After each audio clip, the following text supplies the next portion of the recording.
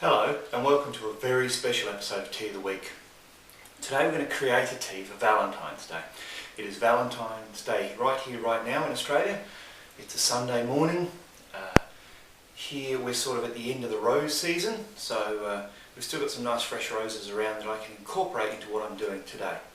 And to be quite unusual today, I'm also going to incorporate some food that incorporates some tea. So, this is my 26th Valentine's Day with my wife, so for someone that I probably make 3 to 8 cups of tea for a day, I want to make something fairly special on Valentine's Day. So here we go. I'm going to be a bit inspired by the Earl Greys and things like that, but do something a little bit different. So firstly, I'm going to grab Cyril the teapot. Very important with this tea to have a nice clear teapot, I think. Okay, put a little bit of water in the bottom. And what I'm going to add here is some grated orange peel. So just the zest, it's quite big. Put it in there and away we go. Just brings the oil out a bit if you do it this way. You'll notice it's colouring up too. It's becoming quite yellowy orange. Okay, now I've just got a little bit of this beautiful organic Ceylon tea.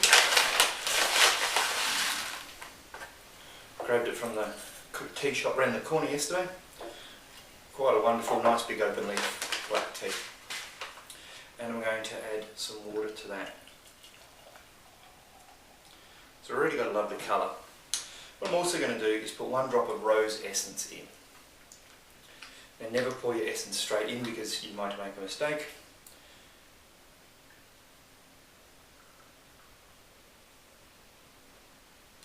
That's about 2 drops, but who's counting?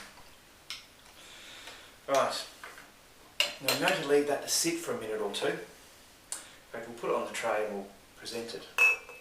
Change the presentation in a minute. Right, what I have here is a pancake. Now I made this pancake out of the usual ingredients. Some wholemeal flour with a little bit of corn flour and a little bit of pinch of baking soda and an egg. But instead of any other liquid, I made up some Blue Mountain tea. So that's a black tea with Swiss blue cornflowers in it. Made that up and used that as the liquid in the pancake. So it's a wholemeal Blue Mountain tea pancake. Very, very nice. I then got some sliced strawberries. I whipped some cream with some fresh lavender from the garden. So just a half a head of lavender, sprinkled it through the cream, whipped it up. There we go.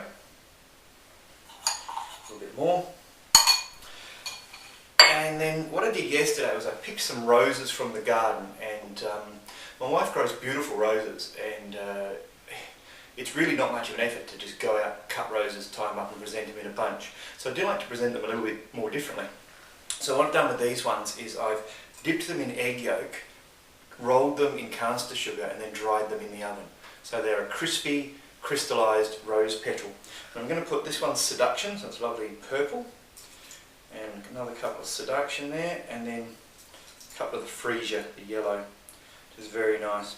Didn't really think any of the red ones out there were quite up to the standard I wanted, so no red roses this Valentine's Day. So there we go. That's our very simple, very nice Valentine's Day breakfast. A bit special.